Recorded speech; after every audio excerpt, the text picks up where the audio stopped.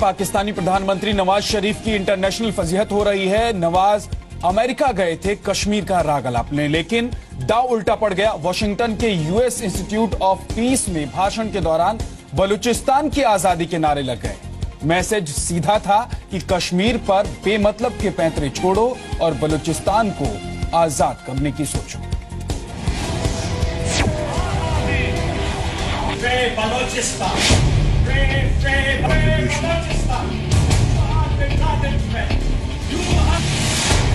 America में नवाज का बलूच के सच से सामना।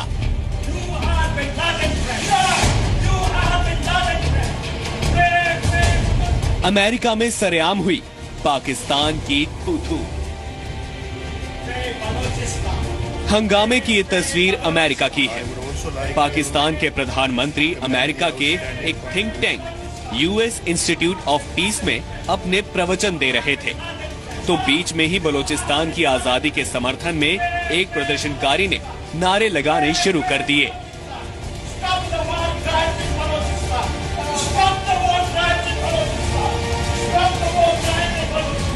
फ्री बलूचिस्तान का पोस्टर लेकर नारे लगाने वाले इस प्रदर्शनकारी ने नवाज शरीफ को उसामा बिन लादेन का दोस्त भी कह दिया।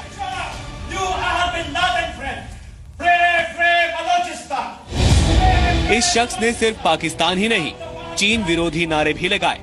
आरोप लगाया कि पाकिस्तानी सेना बलूचिस्तान में लोगों का अपहरण कर उनकी हत्या कर देती है। जी न्यूज पहले से ही बलूचिस्तान में पाकिस्तान की नापाक हरकतों को दिखाता रहा है।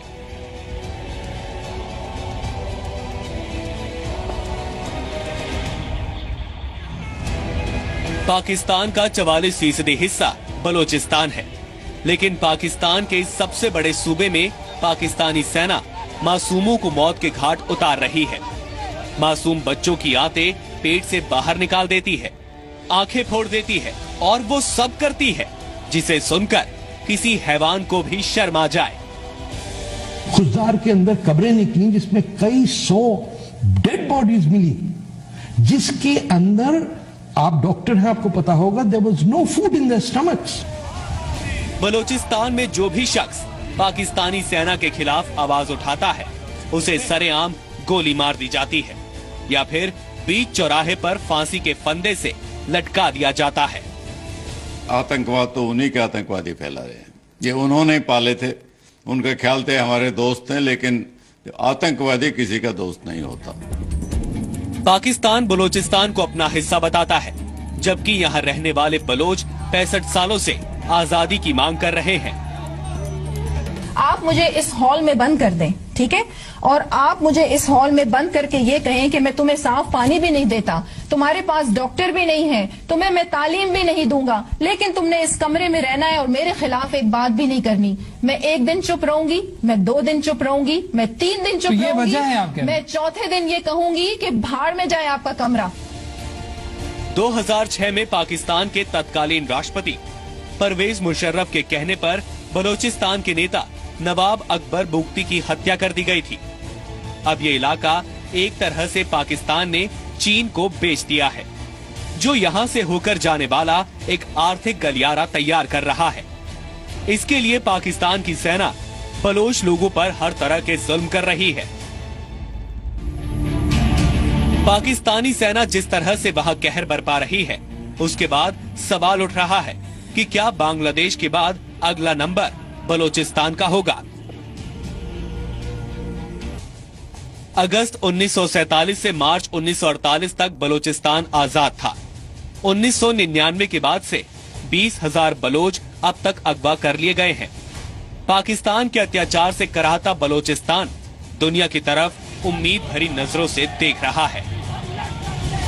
ब्यूरो रिपोर्ट, जी मीडिया।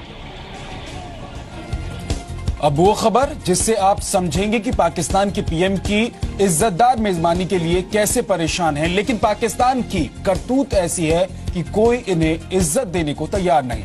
नवाज के पिछले अमेरिका दौरे के दौरान अमेरिकी विदेश मंत्री जॉन केरी ने जमकर बेइज्जती की थी।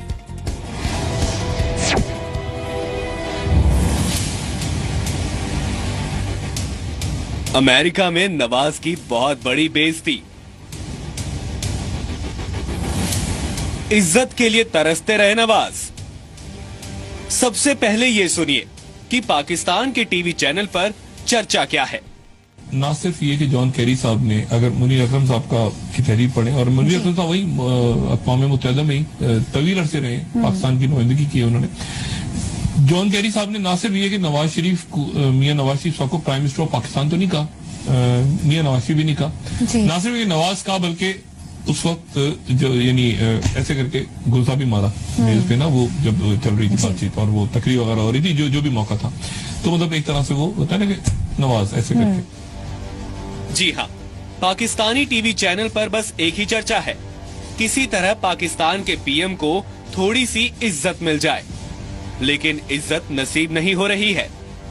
दरअसल नवाज की बेइज्जती की ये पूरी घटना पिछले अमेरिका दौरे की है। न्यूयॉर्क में नवाज शरीफ और अमेरिका के विदेश मंत्री जॉन कैरी के बीच बातचीत हो रही थी। कैरी ये चाहते थे कि नवाज आतंकवाद के खिलाफ कार्रवाई पर उन्हें भरोसा दे, लेकिन नवाज ऐसा नहीं कर रहे थे। इस पर जॉन कैरी नाराज हो गए और टेबल पर मुक्का मारा और नवाज शरीफ को सिर्फ नवाज कहकर बुलाया।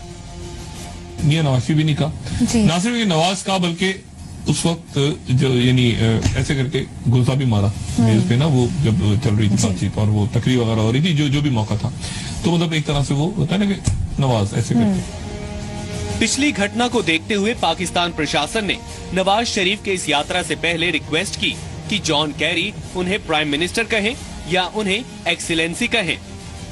स्टेट डिपार्टमेंट में पाकिस्तान के एक टॉप डिप्लोमेट ने जाकर ये रिक्वेस्ट की है कि जब जॉन कैरी जो सेक्रेटरी खारजा अमेरिका के, जब वो मिलने आए नवाज शरीफ साहब से ब्लेयर हाउस में, तो वो या तो उन्हें सिर्फ प्राइम मिनिस्टर कहें या उन्हें एक्सीलेंसी यानी इज्जत माब कहें। और इसकी वजह ये बयान की गई है कि जब न्यूयॉर्क में वज़ीर आज़म से मिलने आए थे जॉन कैरी, तो उनका रवैया बड़ा सख्त था। उन्होंने नवाज शरीफ साहब को नवाज नवाज नवाज कहकर बुलाया, गुफ्तगू करते हुए मेज पर बड़े जोर से हाथ भी मारा, क्योंकि वो ये कह रहे थे कि हकानी नेटवर्क के पीछे ऑपरेशन नहीं किया जा रहा और वजीर आजम साहब आप इसमें अपना रोल प्ले करें।